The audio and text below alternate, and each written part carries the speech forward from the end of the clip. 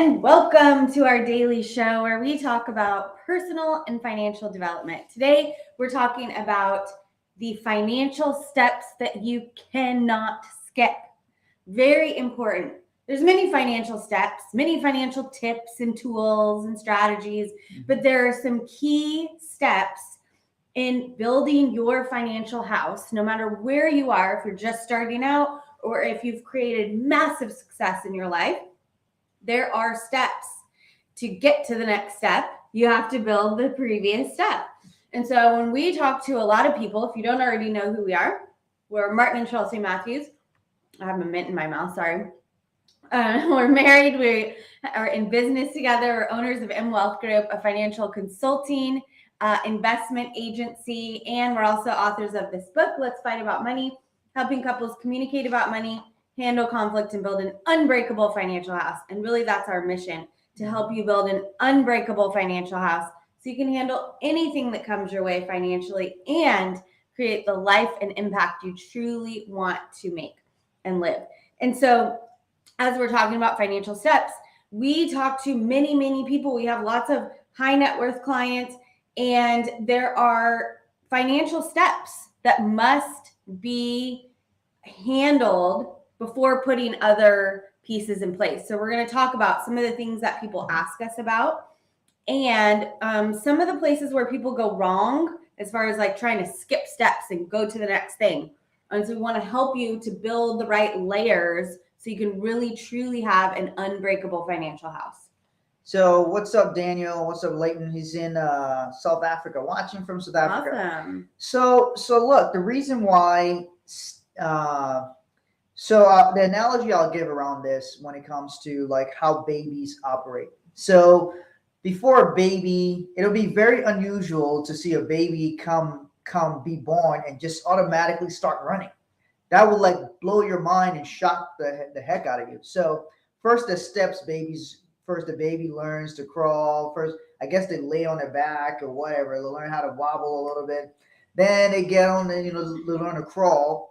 Then they stand up and everybody's super excited and they walk and then they run and eventually they fly into higher states. So same way with your finances. And they're just flying all around. Yeah. This comes from because we got a lot of people reach out to us and a lot of people say, hey, I want to invest. I want to build wealth. Great. It's a great thing to want to do. So the first thing is whenever we get asked that question is where you are now. You want to get somewhere. So this is destination you have in mind. Okay, so where are you at now? And then you need a roadmap to get there. So when we start talking about where the person is now, sometimes it can come up that they're trying to get here very quickly, but they haven't built all the pieces that they need to do along the way. So those are the things we're going to talk about. There's two main things. We're going to talk about two main steps that you should not skip when it comes to your finances. So what's the first one? And as you guys are coming in, please let us know where you're tuning in from. Like, comment, and share. We love to see your comments. If you have any questions, feel free to ask them. We'll do our best to get to them while we're live. So yeah, we're talking about don't skip these financial steps. And the first thing to look at is to increase cash flow. A lot of people will say, like Martin said, hey, I want to invest. Hey, I want to create passive income. Hey, I want to build wealth. Hey, I want to do this. Or what's the best investment? Or I have this much amount of money. Where should I put it?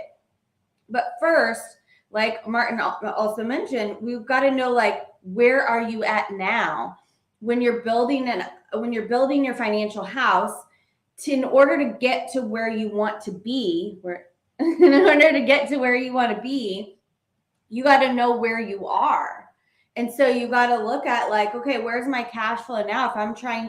If I'm making $40,000 a year and I'm trying to invest $100,000 into a real estate property, well, where is that money going to come from?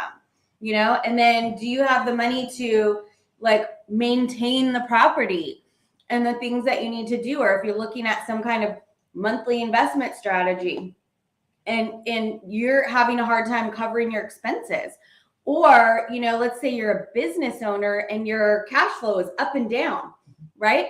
So how are you going to commit to something regularly or commit to some investment if you don't even know what your cash flow is? So first you got to know where the heck is your cash flow, and then how can you increase it so that you can do more things with it. So someone says they have to rebuild finances after COVID hospitalization next year. We'll talk about that. That's actually our point 2 that actually helps people in that situation. The first one is looking at your cash flow and increasing your cash flow. The cash flow is your fuel towards everything else. So I think most people are told to save a little bit of money or invest a little bit of money. And in my opinion, the average amount you're told to save and invest is actually too small to get you where you're trying to go. So for example, you'll see all these scenarios on social media. They'll say, if you save $100 or $200 a month and you earn this much return over this period of time, you will have X amount of dollars. So there's theory, which is like, oh, if this happens and that happens and everything works out perfectly and all these stars align, this will be the end result. And then there's practical. Then you actually have real data. So then, which mathematically is true, if you save $200 a month, earning 8% return every single year for these next 30 years, you end up with how much? Hundreds of thousands of dollars. Yes, mathematically, that is correct. But how come all these people arrive at retirement without all this money? What happened? Life happened. Something happened. It didn't all line up exactly the way they thought it would line up because they were told to save too little. And sometimes we're one of the first people to tell people, look, the plan you have is fine. It's a good idea that you're wanting to save money, but you may be saving too little. And so how do you save more? Well, you got 2 ways if you're trying to save more money. First, you save to invest, right? You save money, show that you have the habit of saving money to invest that money. So if your cash flow is too low, you don't have a lot of surplus left over. So how do you handle that? One, you can reduce your expenses, which sometimes you have to reduce your expenses, be more efficient. But you can only reduce your expenses so far. You can only reduce your expenses to 0. You can increase your income exponentially. So wouldn't it make sense then that I should spend more time, just logically, shouldn't I spend more time trying to increase my income than trying to reduce my expenses? Yet a lot of people are told you to clip coupons, drive way over here to get this gas for 5 cents cheaper. I understand trying to get cheaper gas and all that, when gas prices are high. But your attention, where your attention where your attention goes, your energy is going to flow there. So are you putting your attention on increasing your cash flow, or are you putting your attention on reducing your lifestyle? Reducing your lifestyle means having less. So you don't want to just be overspending and doing all kinds of crazy stuff, but you can only reduce your expenses so much. And there's a certain quality of lifestyle you want to have. So it's very important to look at your cash flow, understand what's coming in and out, where that's going. Yeah, so let's talk about some ways to increase your cash flow. So depending on if you are working at a job, if you're working for somebody else in a company, you can look at, hey, what is the value that you are exchanging? What's the value that you bring to that company? And how does that increase the company's cash flow, right? You're not there just to do a job and collect your paycheck. You're there to help the company grow and expand and be profitable. So it's very important to understand what is your value to the company and how well are you doing in your role? Is there areas that you could improve? Could you improve your skills? Could you take on more responsibility? Could you grow into a bigger role and maybe get a promotion and a raise? Is there an opportunity for commission? Is there opportunity for profit sharing? All of these different things you can look at. Hey, you have to look at how can I help the company grow, and that in turn will help you grow, cash flow wise. And then also, if you're a business owner, you got to look at if there's products and services that you provide and you set the price. Well, what kind of value do you provide to your customer or your client? Can you increase those prices based on the value that you provide, not just to increase them for the sake of increasing them, but you have to actually be, the value that you're exchanging has to be a good exchange. So are there additional services and products that you could provide for your clients and services? Are there partnerships that you could align with? Maybe you can refer your clients and customers to other businesses and maybe get a referral fee or something like that. So you just have to get your mind expanded and thinking about growth and abundance rather than shrinking, so look at ways to expand. And it really starts from you outflowing. What can you give? What value can you provide? Not just how can I get more, but you have to look at how can I give more and then in return earn more. So those are some ways to start thinking about how you can increase your cash flow. And the other point is to number 2, step. Before you get to number 2, I want to make a point on, because I can't even say the words. On if you work for a company. First of all, what is a company? Because a lot of times people they look at this company as this vague thing somewhere. A company is a collection of people, is a group of people who come together to work for a common cause, to flourish, prosper, to then advance some sort of cause or advance something they're trying to do in the marketplace. So a company is a group of people. When you're trying to help a company be successful, you're trying to help your group of people that you're in work with be successful together. It's not some vague entity somewhere. It's just a company is a structure, because a company has to be put together for legal reasons and all that. But what you're really doing is you're helping your group do better. And you're part of that group. To the degree that you don't feel part of the group, like if you, Southwest Airlines is a great example of this. Southwest Airlines, they said, if we help our staff, if our people are happy at their jobs, that will make our customers happy. So they made people feel as part of that group. And then as a member of that group, they wanted to provide great service to their customers, right? So that's how you look at it.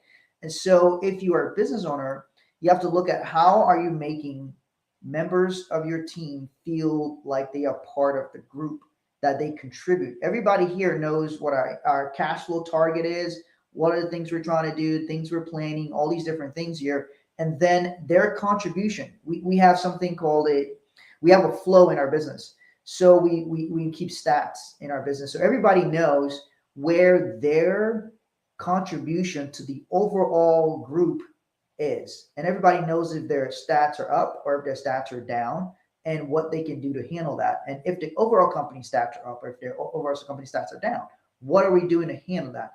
And then even if it's up, what are we doing to continue to keep it going up? All of these things are very important for you to understand that people, they're not just numbers. They are part of a group.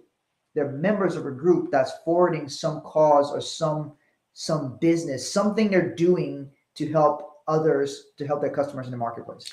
Ooh, that's a really good point too for business owners to look at how effective of a leader are you being, and the example you're setting for your team and your employees, and how well is everyone doing and feeling fulfilled and feeling on purpose and knowing that they're contributing, and how well trained are they as well? Like, do you need more training in your company, in your business, so that everybody is competent on their post? That's a really good point. Okay, so number 2, step not to skip. Financial step not to skip. That's a tongue twister. Is build reserves. This is so key because a lot of people want to build wealth. They want to invest, and they may even be a high net worth person, making more money, significantly more money than they're paying in their expenses, but they don't have the habit of saving. So let's say, for example, someone's making $10,000 a month and their expense is only $5,000 a month. And so you're like, okay, great. Maybe they could do something with this other $5,000 and start building wealth. And then you look at, well, how much are you saving? How much have you put aside? 0. Okay, well, what are you doing with that money? I don't know. So even though somebody may have the resources, the capital to be able to invest and do something, they don't have the habit.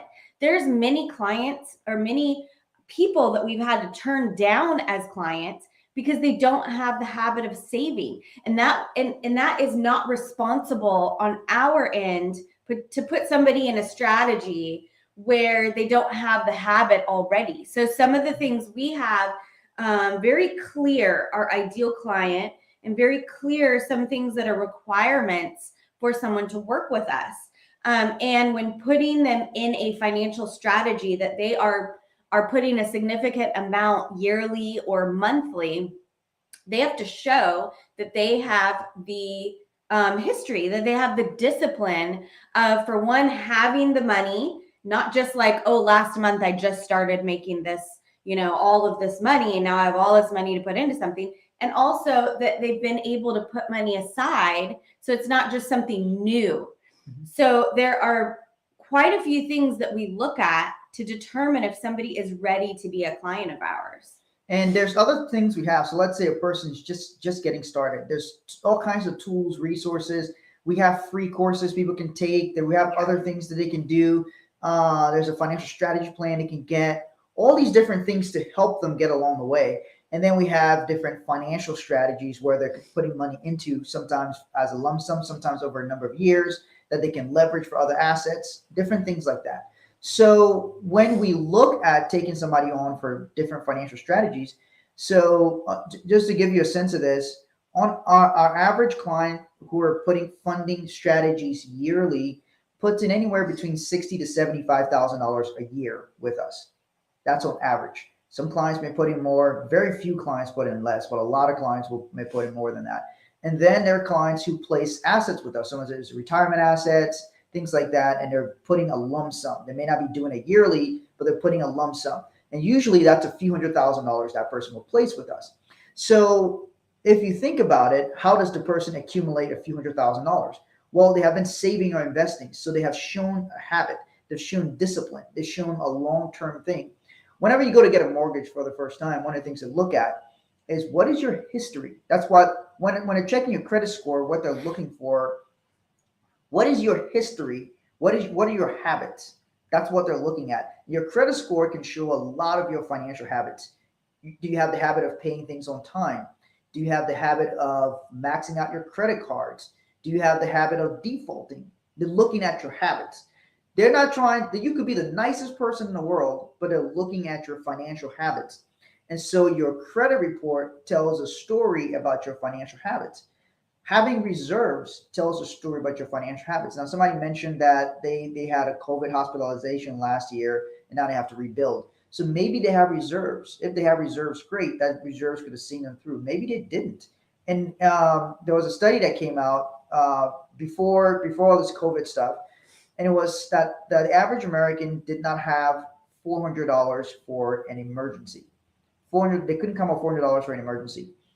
That means a lot of people did not have reserves.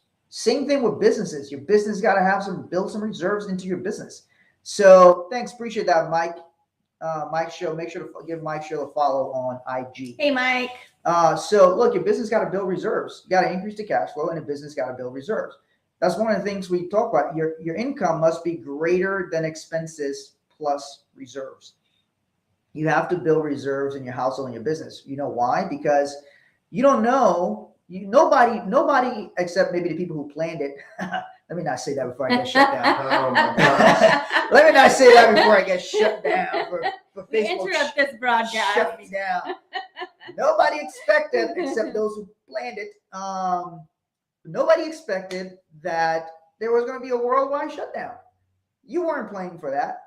In fact, we had just opened a new office in January, and they were like, "Oh, we couldn't go.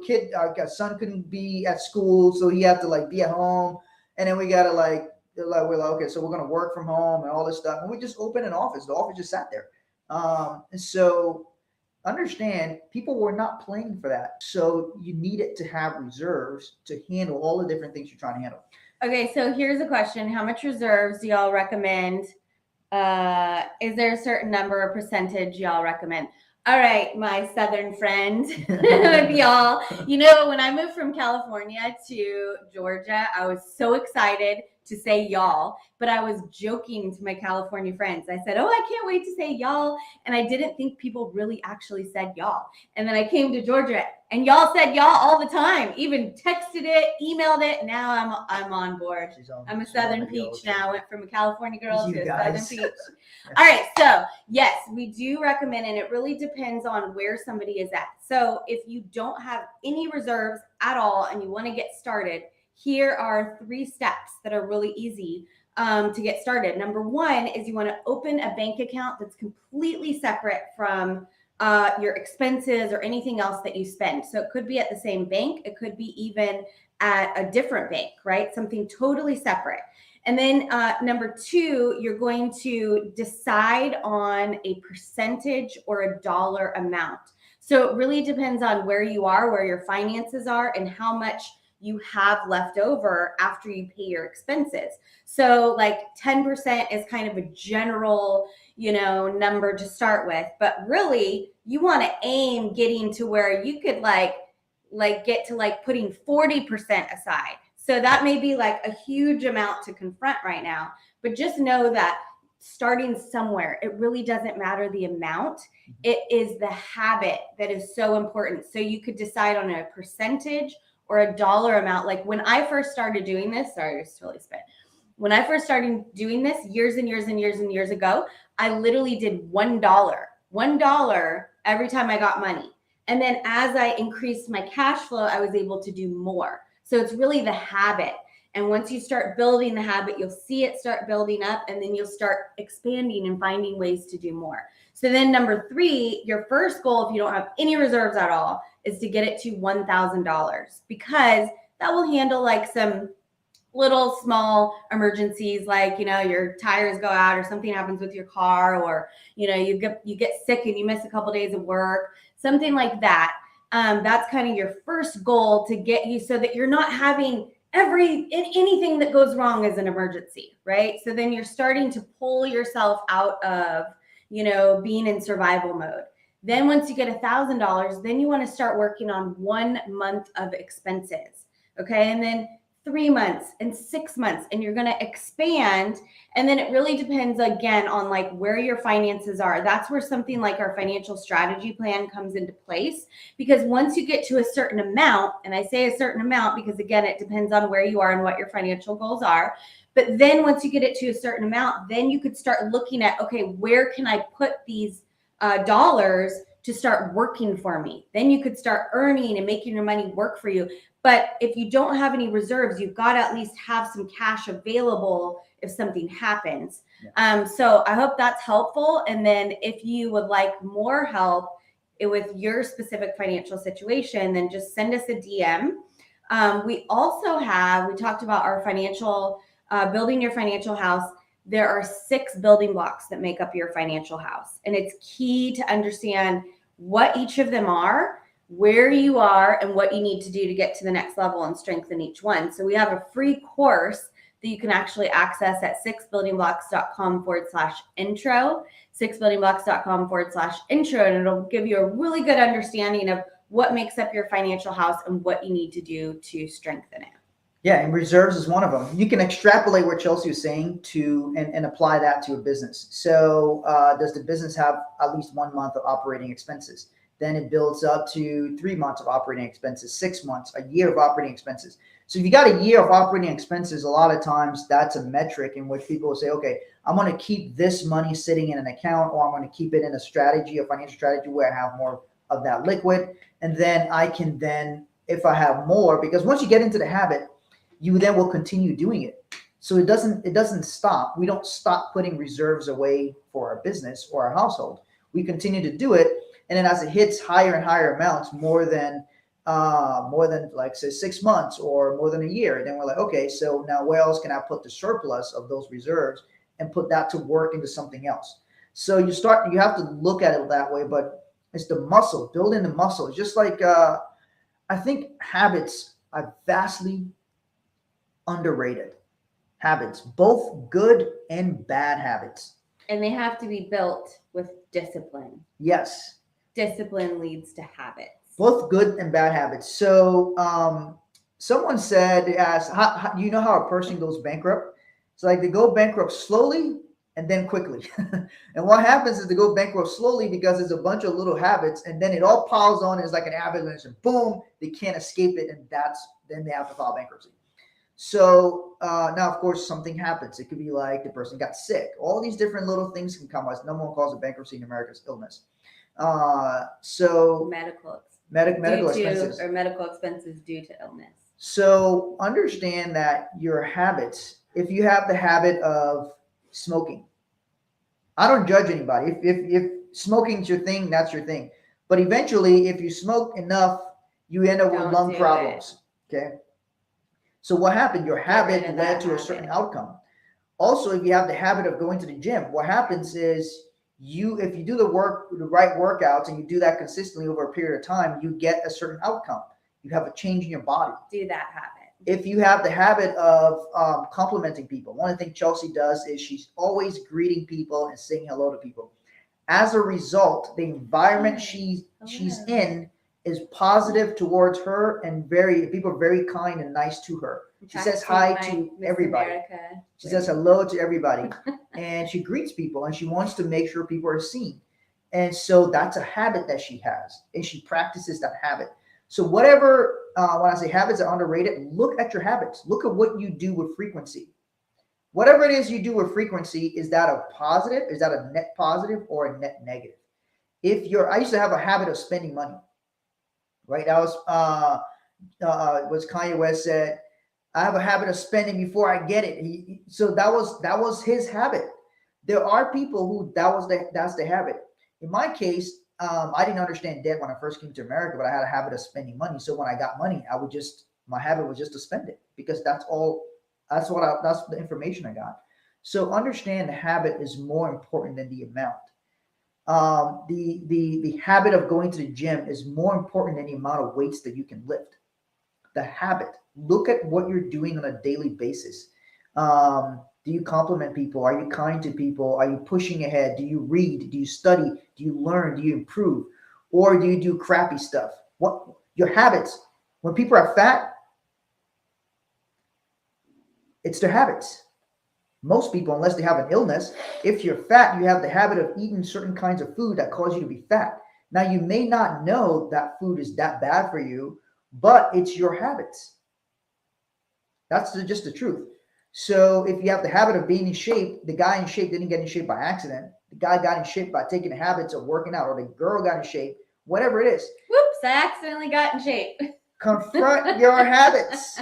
Nobody accidentally got in shape. Well, I'll tell you recently. They had to do something. Do something. Yeah, right? One of the things that I had to do to continue my discipline and my habit of working out is, sometimes I have some pain like in my joints and stuff, and I've been building back up to being able to do weight work and use weights at the gym, and I was doing really good, getting stronger, pushing harder, and then I had a little bit of a setback and I missed some days. And then I kind of started getting discouraged, like, oh, I'm not feeling as strong and I'm not going to be able to do as many weights. And I started, I was like really looking forward to working out and really enjoying my workouts. And then I started not wanting to go. And I started feeling like, oh, well, I'm not really feeling that great. And I started kind of backing off of it. And then I said, okay, I got to just go. Even if I'm not even going to use any weights, I just have to go. And so now I'm kind of having to build back, just like in your reserves, maybe something happens and you have to use some of your reserves, and then you got to build it back, like the person had mentioned.